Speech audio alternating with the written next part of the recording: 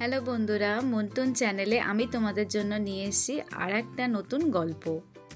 আর নতুন নতুন গল্প পেতে চ্যানেলটা কিন্তু অবশ্যই সাবস্ক্রাইব করো আর পাশে থাকা বেল আইকনটিকে অন করে রেখো, তাহলে তোমাদের কাছে নোটিফিকেশন চলে যাবে। চলো শুরু করা যাক আজকের গল্প। এক গ্রামে রামু নামে এক গরিব চাষি থাকতো। সে চাষবাস করে তাদের সংসার কোনো রকমে চলতো।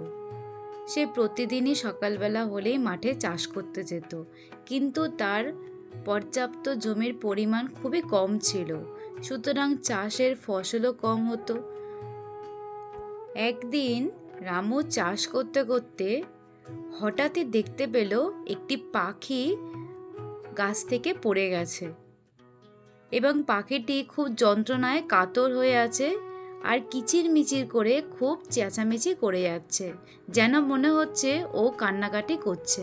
রামু ঠিক থাকতে না পেরে তার কাছে সঙ্গে সঙ্গে ছুটে গেল। গিয়ে দেখে পাখিটির ডানা আহত হয়েছে আর সেই কারণে সে গাছ থেকে পড়ে গেছে আর পাখিটি উঠতে পারছে না। এরপর রামু তাকে যত্ন সহকারে ব্যান্ডেজ করে দিল তার ডানাতে এবং তাকে সঙ্গে করে তার বাড়িতেও নিয়ে আসলো। আর পাখিটিকে ভালোবেসে নাম দিল টুনটুনি।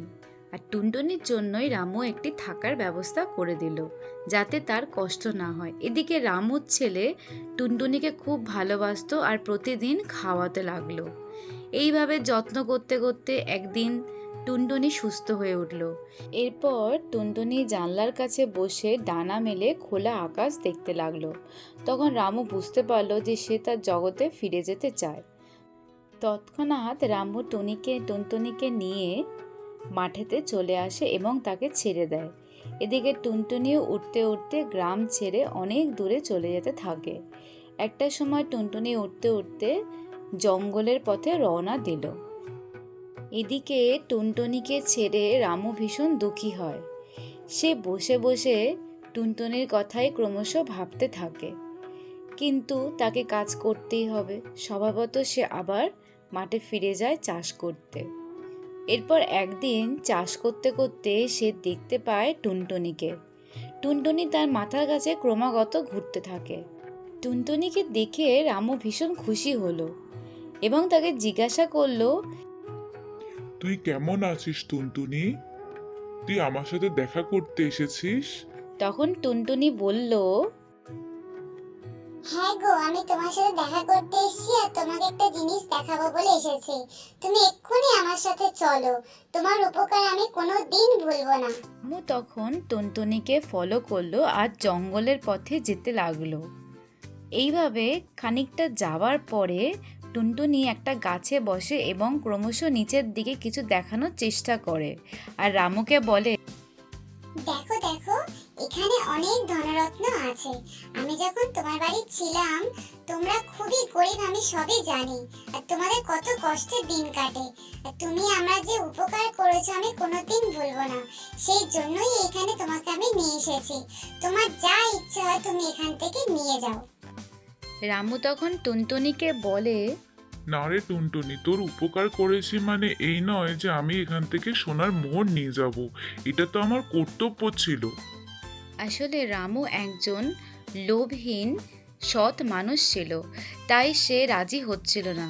কিন্তু টুনটুনি বারবার বলাতে সে কয়েকটা মাত্র মোহর সেখান থেকে নেয় আর টুনটুনিকে বলে, দেখ টুনটুনি, এবার তুই খুশি তো? আমার যেটুকুনি প্রয়োজন আমি সেটুকুনি নিয়েছি, এতেই আমি খুশি। রামু মোহর নিয়ে এরপর বাড়ির পথে রওনা হয়। এরপর সেই মোহর দিয়ে রামু পাকা বাড়ি তৈরি করে। গ্রামের লোক সবাই দেখতে আসে রামু যখন বাড়ি ভাঙা হয়। আর রামু বাড়ি তৈরি করে খুব খুশি। আর আগের থেকে বেশি জমি নিয়ে রামু চাষ করতে লাগলো এবং আরও বেশি করে ফসল সে ফলাতে লাগলো। এই সব দেখে একদিন গ্রামবাসীরা আসে আর তাকে সাহায্যের জন্য বলে। ওই গ্রামের বেশিরভাগ মানুষই গরিব ছিল, তাই রামুর কাছে যেটুকুনি মূল্য বেঁচেছিল সেই দিয়ে গ্রামের লোককে খাবার দাবার সে কিনে দেয় আর তাদেরকে বলে, চলো আমরা সবাই মিলে একসাথে চাষ করি, আরো বেশি ফসল ফলিয়ে আমরা বাজারে সেটা বিক্রি করে আগের থেকে অনেক বেশি রোজগার করি। দেখতে দেখতে ফসল অনেকটাই আগের থেকে বেড়ে যায় এবং রামু দেখে সেটা খুবই খুশি হয়। এরপর একদিন সকালে রামু চাষ করতে যাওয়ার আগে বারান্দায় বসে বসে টুনটুনির কথা চিন্তা করতে থাকে আর মনে মনে বলতে থাকে, টুনটুনি, তুই যে আমার কি উপকার করলি সেটা আমি স্বপ্নেও ভুলতে পারবো না।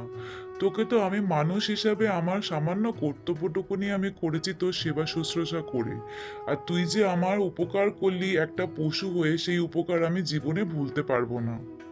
এরপর রামু মাঠে চাষ করতে চলে যায়, কিন্তু তার মন খুবই ভারাক্রান্ত ছিল সেই দিন। কিন্তু হঠাৎই সে দেখতে পায় তার মাঠের বেড়ার কাছে মনে হলো যেন টুনটুনি বসে আছে। কি গো, তুমি আমাকে চিনতে পারছো না? আমি তোমার সাথে দেখা করতে এসেছি তো।